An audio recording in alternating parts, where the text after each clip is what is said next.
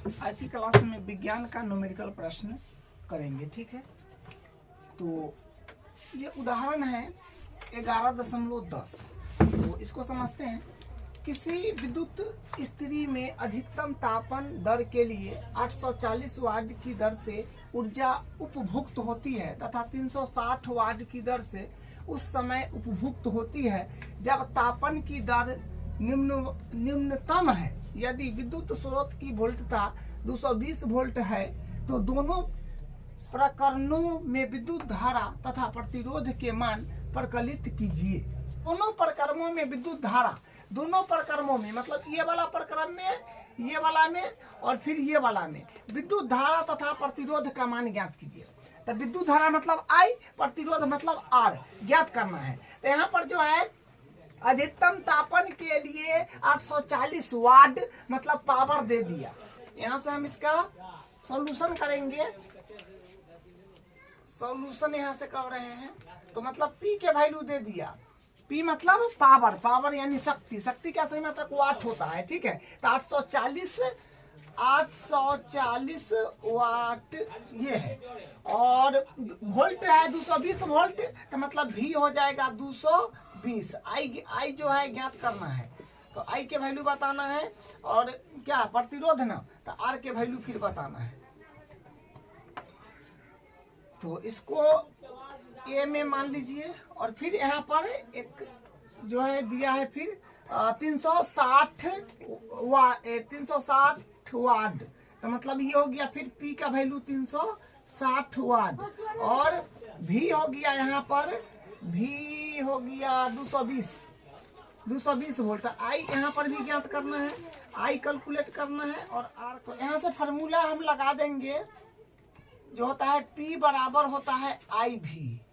ठीक है, I निकालना है तो मतलब I के यहाँ से हम बराबर कर लेंगे तो हो जाएगा P बट्टा V। तो यहाँ से फिर I के वैल्यू कितना आ जाएगा, P जो है अपने पास में 840 वाट और V मतलब V यानी विभवांतर जो है वोल्टेज 220 V है। तो इसको बस काट पीट करना है, 0 से 0 कट जाएगा और ये हो जाएगा 4 2 42 और यहाँ पर होगा 11, तो मतलब 42 बट्टा 11 भाई 11 में इसे करेंगे तो इतना आ जाएगा। तो ये जो हो गया अपने पास में करंट हो गया 3.82।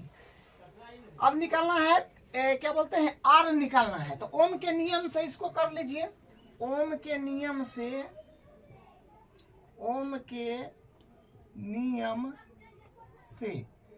तो ओम के नियम होता है V बराबर होता है IR। ठीक है, तो अपने पास में हमको तो R निकालना है तो यहाँ से R बराबर हो जाएगा V बट्टा I।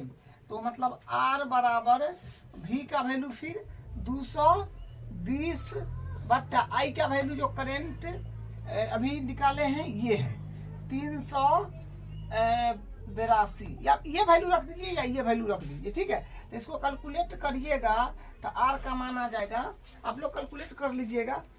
तो यहाँ पर R का वैल्यू मिल जाएगा 57.60 ओम। तो I के और R के वैल्यू ये फर्स्ट वाला सिचुएशन के लिए आ गया है। इसमें फिर देख लीजिए तो यहाँ पर फिर I निकालना है। तो फार्मूला वहां से आप देख रहे हैं जो होता है, क्योंकि P बराबर होता है I भी, तो हमको तो I निकालना है इसलिए I बराबर हो जाएगा P बट्टा V। तो यहाँ से क्या हो जाएगा I बराबर P का वैल्यू जो है यहाँ पर 360 बट्टा और V का वैल्यू है 220 वोल्ट। इसे ही कट जाएगा, यहाँ से 18 दूनी 36 और 11 दूनी 22 मतलब 18 बट्टा 11। 11 से 18 में डिवाइड करिएगा तो 1.64 लगभग आ जाएगा। ठीक है, और I मतलब विद्युत धारा का ऐसे मतलब एम्पियर होता है, इसलिए यहाँ पर ये लगाना पड़ेगा। चलिए अब हमको निकालना है फिर R। तो ओम के नियम से, बस ओम के नियम से, तो ओम के नियम होता है V बराबर होता है IR। तो मतलब हमको R चाहिए, तो यहाँ से क्या हो जाएगा R मतलब V बट्टा I। तो R बराबर फिर क्या हो जाएगा, R बराबर यहाँ से V का वैल्यू है 220 और I का वैल्यू मतलब आई अभी आया है इतना 1.64, तो फिर इसको भी कैलकुलेट करिएगा 0.15। प्रतिरोध का मतलब होता है, प्रतिरोध का सही मात्रक होता है ओम, ठीक है, तो ओम हो जाएगा। ओम में जो आंसर आए और उसका जो SI मात्रक होता है वो आपको लिखना है, ठीक है, ये बात को ध्यान रखना है। तो बस यही निकालना था। अब इसका अगला न्यूमेरिकल का उदाहरण 11.11 को देखिए। किसी 4 ओम प्रतिरोध से प्रति सेकेंड 100 जूल ऊष्मा उत्पन्न हो रही है, तो प्रतिरोध के सिरों पर विभवांतर ज्ञात कीजिए। विभवांतर बताना है यानी भी बताना है, ठीक है। तो हाँ, 4 ओम प्रतिरोध मतलब यहाँ से हम सॉल्यूशन इसका कर रहे हैं। तो 4 ओम प्रतिरोध दे दिया, मतलब आर का वैल्यू दे दिया 4 ओम। उसके बाद बोला प्रति सेकेंड 10 जूल ऊष्मा, प्रति सेकेंड 10 जूल ऊष्मा उत्पन्न हो रही है। तो देखिए प्रति सेकेंड बोल रहा है, तो प्रति सेकेंड का मतलब 1 सेकेंड में 100 जूल। तो यहाँ से समय मतलब टी हो गया 1 सेकेंड, ठीक है। और 100 जूल ऊष्मा है, तो मतलब हीट दे दिया है 100 जूल। अब यहाँ से हम देखिए P निकाल सकते हैं। P बराबर होता है H/T। तो यहाँ से P बराबर H का वैल्यू तो 100 जूल और T मतलब समय 1 सेकेंड प्रति सेकेंड बोला है। तो 100/1 मतलब 100 जो है P मतलब 100 वाट हो जाएगा, ठीक है। तो यहाँ से P आ गया 100 वाट। अब हमको विभवांतर निकालना है, तो एक फार्मूला होता है P बराबर V² बटा V² बराबर PR। तो V² बराबर P के वैल्यू जो है 100 गुने R का वैल्यू मतलब ये 4। तो अब यहाँ से देखिए स्क्वायर से रूट चढ़ाना पड़ेगा। तो यहाँ से V स्क्वायर से रूट चढ़ाइएगा तो 100 गुने 4, 100 जो है 100 को आप लिख दीजिए 10 का स्क्वायर गुने 4 को लिख दीजिए 2 का स्क्वायर। स्क्वायर से रूट कट गया, इस पर भी स्क्वायर से रूट कट गया, तो मतलब V बराबर आ गया 10 दूनी 20। तो 20 वोल्ट हो गया, विभवांतर हो गया 20 वोल्ट, ठीक है। तो देखिए क्वेश्चन बनाने का एक दो तरीका हो सकता है, क्योंकि जो मतलब फार्मूला आपको लिखा है 5-7 फार्मूला लिखा है, जिससे रिलेशन बने उससे आप बना करके निकाल सकते हैं। तो ये V बराबर आ गया 20 वोल्ट, ठीक है, यही इसका आंसर है। अब इसका प्रश्न देखिए। फर्स्ट, किसी विद्युत हीटर की डोरी क्यों उत्तप्त नहीं होती जबकि उसका तापन अवयव उत्तप्त हो जाता है। तो मतलब देखिए जो विद्युत हीटर है ना, उसमें जो डोरी लगा होता है, जो तार लगा होता है, वो गर्म नहीं होता है। लेकिन जहाँ पर तप्त होने वाला जगह है, जहाँ पर वो टेम्परेचर देता है, वहाँ पर गर्म हो जाता है। क्यों? तो देखिए जहाँ पर डोरी है वहाँ पर जो है ना, उस तार का प्रतिरोध बहुत ज़्यादा किया होता है, और तार का प्रतिरोध जितना ज़्यादा रहेगा वो उतना ही कम तप्त होगा, वो ऊष्मा के रूप में बाहर निकल जाता है। और जहाँ पर तप्त है वहाँ पर जो है विद्युत हीटर का तार का प्रतिरोध काफ़ी कम है, जिसके कारण जो है ऊष्मा ज़्यादा देता है। तो इसका आंसर देखिए, किसी चालक में उत्पन्न ऊष्मा चालक के पदार्थ की प्रतिरोधकता पर निर्भर करती है। विद्युत हीटर की डोरी कॉपर के मोटे तार की बनी होती है, जिसका प्रतिरोध उसके अवयव की अपेक्षा बहुत कम यानी निम्न होता है, जबकि तापन अवयव उच्च प्रतिरोधकता वाले तार का बना होता है। तो है ना, उच्च प्रतिरोधकता वाले तार का बना होता है, जिसके कारण जो है वो गर्म नहीं होता है। इसलिए इन दोनों में से समान विद्युत धारा प्रवाहित होने पर भी तापन अवयव अत्यधिक गर्म होकर तप्त हो जाता है, परंतु डोरी तप्त नहीं होता है। तो तार भी चेंज रहता है, ठीक है। और मान लीजिए कि क्या बोलते हैं, एल्युमिनियम का तार लगा देंगे तो उसमें जो है प्रतिरोध ज्यादा है, तो इसके कारण उसमें ऊष्मा कम आएगा जो है। उसी प्रकार मान लीजिए कि चांदी का तार लगा देंगे तो उसमें जो है वो विद्युत का अच्छा चालक है तो उस ज़्यादा हीट हो जाएगा। कॉपर का लगा देंगे, जो यहाँ पर कॉपर है तो ज़्यादा हीट हो जाएगा। तो वही बात है, तार का जो है प्रतिरोध के हिसाब से जो है उसको मैनेजमेंट किया गया है, जिसके कारण जो है डोरी गर्म नहीं होता है। अब देखिए इसका दूसरा क्वेश्चन है, 1 घंटे में 50 वोल्ट विभवांतर से 96,000 कूलम्ब आवेश को स्थानांतरित करने में उत्पन्न ऊष्मा परिकलित कीजिए। तो इसको यहाँ से हल कर रहे हैं।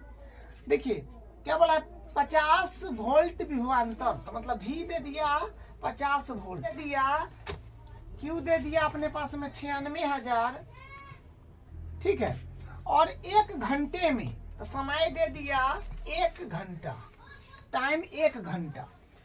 आवेश को स्थानांतरित करने में उत्पन्न ऊष्मा, ऊष्मा मतलब हीट, ठीक है, हीट ज्ञात करना है। तो H बराबर होता है Q V होता है। तो यहाँ से H बराबर Q का वैल्यू तो है 96,000 यानी 96 3 को 0 गुने और V है 50। तो इसको यहाँ से कैलकुलेट करिएगा तो H बराबर आ जाएगा 48 5 को 0, ठीक है, गुना करिएगा तो इसको हम ऐसे लिख सकते हैं, H बराबर 48 और इसको जूल में बोलिएगा, ठीक है। तो 48 गुने 10 पर पावर 1 2 3 4 5 लिख सकते हैं। उसी प्रकार फिर H बराबर यहाँ से 4.8 गुने 10 पर पावर 6, ये सॉरी प्लस का, तो 4.8 गुने 10 पावर 6 इसको कर सकते हैं जूल। तो यही होगा इसका आंसर, ये आंसर है। 3 नंबर क्वेश्चन देखिए, 20 ओम प्रतिरोध की कोई विद्युत स्त्री 5 एम्पियर विद्युत धारा लेती है, 30 सेकेंड में उत्पन्न ऊष्मा परिकलित कीजिए। तो जो सब दिया है उसको लिख लीजिए और ऊष्मा परिकलित करना है, मतलब H ज्ञात करना है। तो देखिए 20 ओम प्रतिरोध यानी R का वैल्यू जो है यहाँ से हम हल कर रहे हैं, R का वैल्यू हो गया 20 ओम और कोई विद्युत धारा, विद्युत स्त्री 5A विद्युत धारा, मतलब I का वैल्यू दे दिया 5A धारा लेती है 30 सेकेंड, मतलब समय, मतलब T दे दिया, समय दे दिया 30 सेकेंड, समय 30 सेकेंड। तो ऊष्मा परिकलित कीजिए, मतलब H ज्ञात करना है, H ज्ञात करना है। देखिए तो H के फार्मूला जो अभी हम लगाए हैं Q इंटू V, ये भी होता है। तो H बराबर QT जो है ये लगाए थे, तो इससे H नहीं निकल सकता है, क्योंकि देखिए Q का वैल्यू अपने पास नहीं है और V का वैल्यू भी नहीं है। तो यहाँ पर दूसरा फार्मूला चेंज हम लोग कर लेंगे, इससे नहीं काम बनेगा। जूल के तापन का नियम में हम लोग पढ़े थे H बराबर I² RT, ठीक है, I² RT। तो इससे निकाल लीजिए, तो I के वैल्यू 5 है, तो 5 का स्क्वायर गुने R है 20 गुने समय है 30। अब इसको कैलकुलेट करना है तो आएगा 25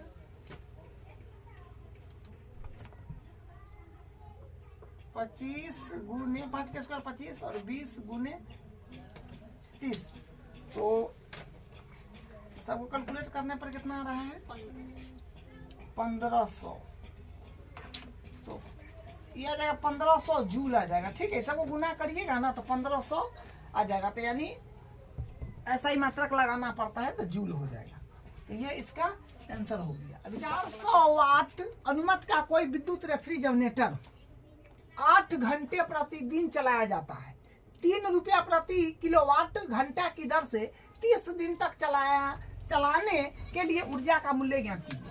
देखिए बात यहाँ पर क्या है, 400 वाट अनुमत का कोई रेफ्रिजरेटर है और 8 घंटा पर डे चलाता है, मतलब प्रत्येक दिन 8 घंटा प्रतिदिन, 8 घंटा जो है ना प्रत्येक दिन चलाया जाता है 3 रुपया प्रति किलोवाट घंटा की दर से। 3 रुपया प्रति किलोवाट की दर से 30 दिन तक चलाने का खर्चा क्या है से पूछ रहा है, ऊर्जा का मूल्य क्या होगा, ठीक है। तो ऊर्जा मतलब ई का मूल्य बताना है। तो मतलब ऊर्जा पहले ज्ञात होगा, ऊर्जा पहले ज्ञात करेंगे जो कितना ऊर्जा है, तब 3 रुपये से हम लोग मल्टीप्लाई कर देंगे। तो पहले ऊर्जा ज्ञात करना है। जो कितना ऊर्जा वो खपत किया, तब 3 रुपए से हम लोग मल्टीप्लाई करेंगे। तो देखिए यहाँ पर P दे दिया है 400 वाट, 400 वाट, ठीक है। तो ई शक्ति का सही मात्रक वाट होता है, तो शक्ति मतलब पावर, तो 400 वाट हो गया। कोई विद्युत 8 घंटा, मतलब समय दे दिया 8 घंटा प्रतिदिन, मतलब दिन में दिया है, एक दिन के लिए अगर निकालेंगे तो 8 घंटा प्रतिदिन है, 8 घंटा प्रतिदिन। तो यहाँ पर तो 30 दिन के लिए चाहिए, इसे एक दिन के लिए है ना, एक दिन के लिए है वो, ठीक है। टी एक दिन 8 घंटा प्रतिदिन, तो एक दिन में इतना है, तो 30 दिन के लिए चाहिए।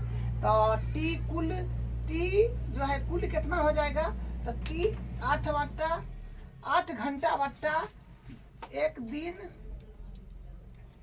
ठीक है, गुने 30 दिन। तो दिन से दिन को काट लीजिए और यहाँ से टी आ जाएगा जो है 8 3 24, तो 240 आ जाएगा, 240 घंटा चल जाएगा। तो टी बराबर 240 घंटा आ गया। तो यहाँ से फार्मूला लगा दीजिए, हमको निकालना है ई, ठीक है। तो होता है P बराबर E बट्टा टी होता है, इसलिए निकालना E है, तो E के बराबर करिएगा, तो E के बराबर कीजिएगा तो आएगा PT, तो E बराबर PT आ जाएगा, ठीक है। तो यहाँ से फिर E बराबर P के वैल्यू जो है 400 वाट गुने, और T का वैल्यू जो है 240 ना, 240 घंटा। तो E बराबर यहाँ से मल्टीप्लाई करिए, क्या आ रहा है 96, ये आ जाएगा 4 चौका 16, 4 दूनी 8 9, 1 2 3, हाँ ठीक है, इतना वाट घंटा आ गया, ठीक है। लेकिन एनर्जी तो आप जान गए कि 96,000 वाट घंटा आ गया, लेकिन रेट जोड़ना है 3 रुपये प्रति किलोवाट, 3 रुपये प्रति किलो। तो इसको किलो में अगर चेंज करिएगा तो इसको ऐसे लिख सकते हैं, ई बराबर 96 गुणे 1000 लिख सकते हैं वाट घंटा। तो यहाँ से ई बराबर 96, 1000 का मतलब होता है 1 किलो, तो 1 किलो प्रति घंटा हो गया। तो मतलब 96 किलो प्रति घंटा जो है, मतलब 96 किलो प्रति घंटा चल गया एक महीना में, 30 दिन में। तो 3 रुपये से हिसाब जोड़ लीजिए। 1 यूनिट का मूल्य जो है यह है 3 रुपया, 3 रुपया। तो 96 यूनिट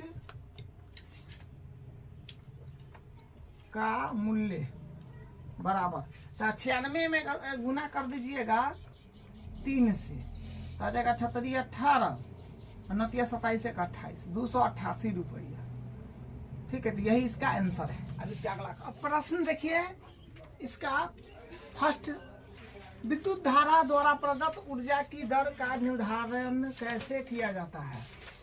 तो इसका फॉर्मूला लिखिएगा, P बराबर E बट्टा T, जो विद्युत शक्ति। और दूसरा क्वेश्चन देखिए, कोई विद्युत मोटर 220 वोल्ट के विद्युत स्रोत से 5.0 एम्पियर विद्युत धारा लेती है। मोटर की शक्ति निर्धारित कीजिए तथा 2 घंटे में मोटर द्वारा उपभोक्त ऊर्जा परिकलित कीजिए। तो इसका सॉल्यूशन करते हैं। देखिए, तो कोई विद्युत मोटर 220 वोल्ट, यानी विभवांतर दे दिया 220 वोल्ट, विद्युत स्रोत से 5.0 एम्पियर, तो मतलब आई दे दिया, विद्युत धारा दे दिया 5.0 एम्पियर लेती है। मोटर की शक्ति मतलब पावर P, ठीक है, P बताना है, वही है शक्ति निर्धारित कीजिए यानी P, तथा 2 घंटे में, तो समय भी तो दे दिया, समय भी दे दिया, तो यहाँ पर लिख दीजिए, समय दे दिया 2 घंटा, समय 2 घंटा, 2 घंटे में मोटर द्वारा उपभोक्त ऊर्जा मतलब एनर्जी, ई ज्ञात करना है, ई भी ज्ञात करना है। तो हम सबसे पहले P निकाल लेंगे। तो P का फॉर्मूला क्या होता है, चूंकि P बराबर जो होता है, P बराबर होता है V इंटू आई होता है, ठीक है। तो P बराबर हो जाएगा, वैल्यू सबको रख दीजिए। V का वैल्यू है 220 गुने और I का वैल्यू है 5, तो यहाँ से हो जाएगा 0 5 दूनी 10 5 10 11, इतना हो जाएगा वाट। P मतलब होता है शक्ति, पावर। शक्ति का सही मात्रक वाट होता है, तो इसलिए 1100 वाट यहाँ पर आ जाएगा, ठीक है। E भी निकालना है, ठीक है। तो E निकालने के लिए फिर लिखेंगे वो E बराबर होता है PE गुने T। तो P का वैल्यू है 1100 वाट गुने समय है 2 घंटा, 2 हावर। तो 1100 दूनी 2200 में हो जाएगा, तो 2200 वाट घंटा। तो इसको इस तरह से हम लिख देते हैं 2.2 गुने 10 पर पावर 3 हो जाएगा, दशमलव यहाँ शिफ्ट कर दिए, वाट घंटा। तो इसको इसे लिख लीजिए 2.2। देखिए 10 पर पावर 3 का मतलब हुआ 1000। तो किलो में इसको किलो लिख सकते हैं ना, के, तो के किलो वाट प्रति घंटा, यही इसका आंसर हो जाएगा, ठीक है।